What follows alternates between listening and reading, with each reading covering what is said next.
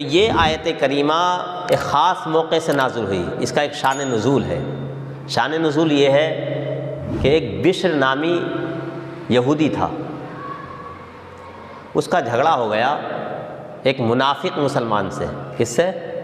بظاہر تو مسلمان تھا لیکن دل میں رسول پاک کی یا اسلام کی دل میں محبت نہیں تھی، بظاہر تھا مسلمان، اپنے دنیاوی مقاصد تھے اس کے۔ جھگڑا ہوا تو اس یہودی نے کہا کہ ایسا کرو، فیصلہ جو ہے تمہارے نبی سے کراتے ہیں۔ کس سے کراتے ہیں؟ تمہارے نبی۔ اس نے یہ نہیں کہا کہ ہمارے یہاں چلو فیصلہ کرانے کے لیے، اس نے کہا فیصلہ تمہارے نبی سے کرائیں گے۔ تو اب وہ منافق جو تھا وہ جانتا تھا کہ حضور صلی اللہ تعالیٰ علیہ وسلم کا معاملہ تو یہ ہے کہ وہاں کوئی رشوت نہیں چلتی، وہاں کوئی اثر و رسوخ نہیں چلتا، وہاں جو ہے وہ کوئی سورس اور کوئی سورس نہیں چلتا، وہ تو فیصلہ وہی کریں گے جو حق ہوگا۔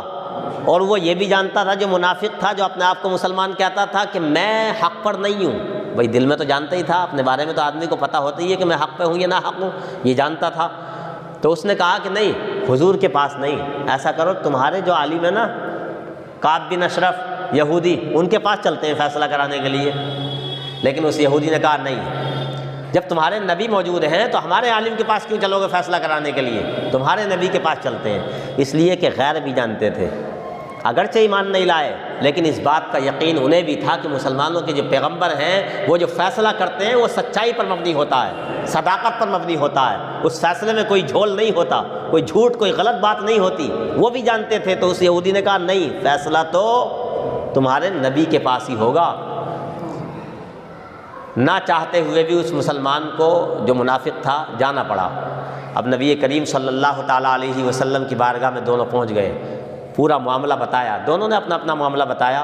نبی کریم صلی اللہ تعالیٰ علیہ وسلم نے فیصلہ یہودی کے حق میں کر دیا۔ یعنی اسلام، مذہب اسلام ایک ایسا مذہب ہے کہ یہاں مسلمان یا کافر نہیں، جہاں معاملہ فیصلے کا تو وہ حق کیا جائے گا۔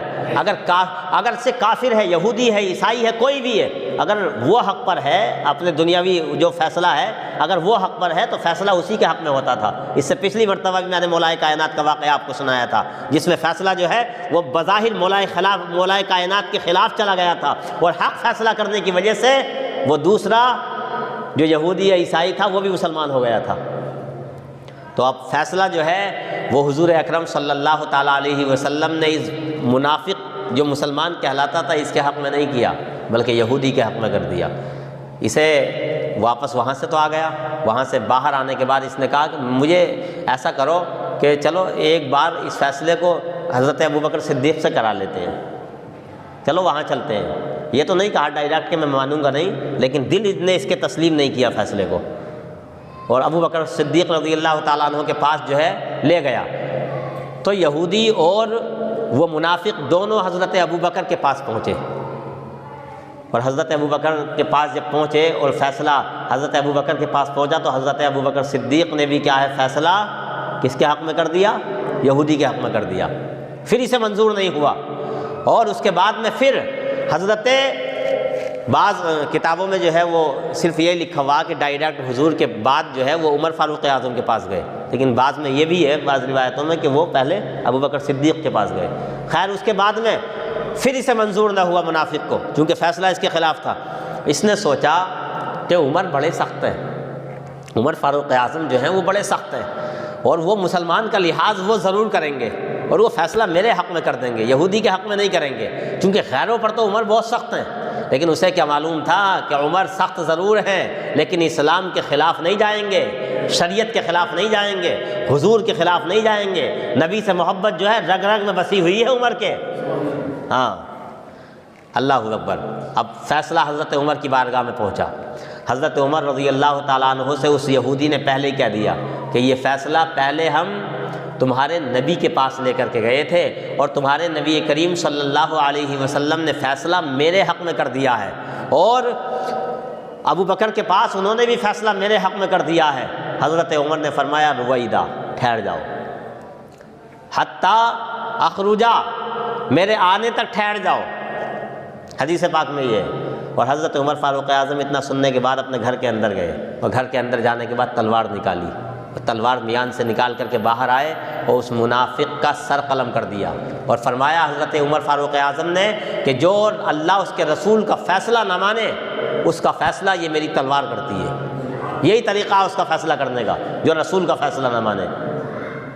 چونکہ اس میں حضرت عمر فاروق اعظم رضی اللہ تعالیٰ عنہ نے جان لیا کہ حضور سے فیصلہ کرانے کے بعد میرے پاس فیصلہ کرانے کے لیے آیا ہے، رسول اللہ کی شان میں توہین ہے یہ، اور رسول اللہ کی شان میں توہین کرنے والے کو زندہ رہنے کا حق نہیں ہے۔ اب جب اسے قتل کر دیا تو ظاہر سی بات ہے ہنگامہ تو ہونا تھا۔ اس کے جو خاندان والے تھے، گھر والے تھے، وہ نبی کریم آ گئے نبی کریم صلی اللہ تعالیٰ علیہ وسلم کی بارگاہ میں کہ ہمارے آدمی کو جو ہے آپ کے عمر نے قتل کر دیا ہے، ہمیں بدلہ چاہیے، ہمیں قصاص چاہیے یا دیت چاہیے، اس طرح کی باتیں کی۔ تو اللہ تبارک و تعالیٰ نے حضرت جبریل امی کو بھیج دیا۔ حضرت جبریل امی آ گئے اللہ تعالیٰ کی بارگاہ سے، اور حضور کی بارگاہ میں یہ آیت کریمہ لے کر کے آئے، جس آیت کریمہ نے بتا دیا کہ عمر کا جو فعل ہے وہ بالکل صحیح ہے، کام اس نے غلط کیا ہے۔ آیت کریمہ میں بتایا کہ یہ لوگ ایمان کا دعویٰ کرتے ہیں فقط، اور جب بات آتی ہے کتاب اللہ کی، جب بات آتی ہے رسول پاک کی، تو فیصلہ کسی طاغوت کے پاس جاتے ہیں۔ طاغوت سے مراد یا وہی ہے کعب بن اشرف یہودی، کہ غیروں کے پاس فیصلہ کرانے کی کوشش کرتے ہیں۔ یہ حقیقت میں ایمان والے نہیں ہیں، فقط دعویٰ کرتے ہیں۔ بھئی آج بھی اگر کوئی رسول پاک صلی اللہ تعالیٰ علیہ وسلم کے خلاف کوئی بات کرے، یا رسول اللہ کا جو فیصلہ صراحتاً موجود ہے قرآن و حدیث میں، اللہ اور اس کے رسول کا فیصلہ جو موجود ہے، کوئی اسے نہ مانے تو یقیناً یہ کام مسلمان کا نہیں ہو سکتا۔ بہت سے لوگ کرتے ہیں نا، یار وہ تو رسول اللہ نے اس دور میں فیصلہ کر دیا تھا، اب تو 1400 سال گزر گئے، اس دور کے فیصلے کو اب مانو گے؟ ارے یہ کیوں نہیں دیکھ رہا کہ رسول پاک کی زبان سے نکلا ہے؟ جہاں فیصلہ قرآن کر دے، جہاں فیصلہ حدیث کر دے اور صراحتاً فیصلہ ہو، تو وہاں ہمیں اپنی عقل دوڑانے کی ضرورت نہیں ہے۔ وہاں عقل کے گھوڑے نہیں دوڑائے جائیں گے۔ شریعت کے معاملے میں عقل کے گھوڑے نہیں دوڑائے جاتے، آدمی قیاس شریعت کے معاملے میں نہیں۔ ہاں یقیناً کچھ فیصلے ایسے ہوا کرتے جو رسول اللہ صلی اللہ علیہ وسلم نے زمانے کے اعتبار سے کیے۔ بعض فیصلے ایسے تھے جو وقت کا تقاضا تھا، رسول اللہ نے وقت کے تقاضے کے اعتبار سے وہ فیصلے کیے۔ بعد میں وقت بدلا تو یقیناً اگر رسول اللہ صلی اللہ علیہ وسلم بھی ہوتے، علماء نے یہ جانا، یہ محسوس کیا کہ آج اگر رسول اللہ بھی ہوتے تو اس فیصلے کو حالات کے اعتبار سے ایسے کر دیتے، یعنی بدل دیتے۔ تو ایسے مسائل میں علماء سر جوڑ کے بیٹھے، مجتہدین بیٹھے، اور انہوں نے فیصلے کو زمانے کے تقاضوں کے اعتبار سے فیصلہ کیا۔ تو یہ اللہ اور اس کے رسول کے خلاف نہیں ہے۔ جیسے عورتوں کا مسجد میں جانا، حضور اکرم صلی اللہ علیہ وسلم نے اجازت دی تھی عورتیں مسجد میں جائیں، مسجد میں نماز پڑھنے کے لیے باضابطہ، جمعے میں بھی، بقیہ پنج وقتہ نمازوں میں عورتیں حضور کے دور میں مسجد میں جایا کرتی تھیں۔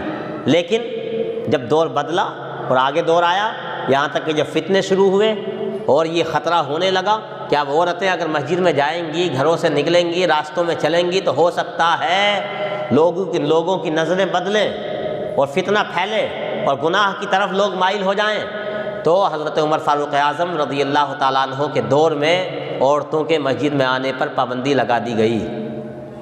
تو یہ ایسی چیز نہیں ہے کہ رسول اللہ کے فیصلے کو بدل دیا، نہیں۔